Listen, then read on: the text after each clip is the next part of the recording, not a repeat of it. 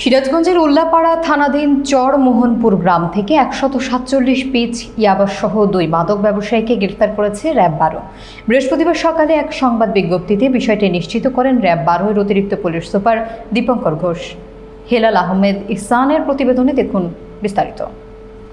তিনি জানান, বুধবার রাত ৮টার দিকে র্যাবের একটি বিশেষ দল উল্লাপাড়ার চরমোহনপুরে মাদক বিরোধী অভিযান পরিচালনা করে।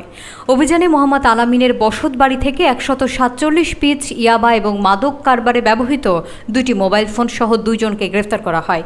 গ্রেফতারকৃতরা হলেন মোহাম্মদ আলামিন এবং মোহাম্মদ হাফিজুর রহমান। উভয়ের বাড়ি সিরাজগঞ্জ জেলার উল্লাপাড়া থানায়। প্রাথমিক জিজ্ঞাসাবাদে জানা যায়, তারা দীর্ঘদিন ধরে গোপনে ইয়াবা মজুত এবং বিক্রির সঙ্গে জড়িত। তারা পরস্পরের সহায়তায় উল্লাপাড়া, সিরাজগঞ্জ এবং আশপাশের এলাকায় মাদক সরবরাহ করতেন। এই ঘটনায় উল্লাপাড়া থানায় মাদকদ্রব্য নিয়ন্ত্রণ আইনে একটি মামলা দায়ের করা হয়েছে।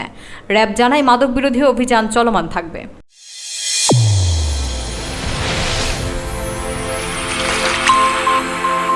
চ্যানেল A1 হৃদয়ের স্পন্দন।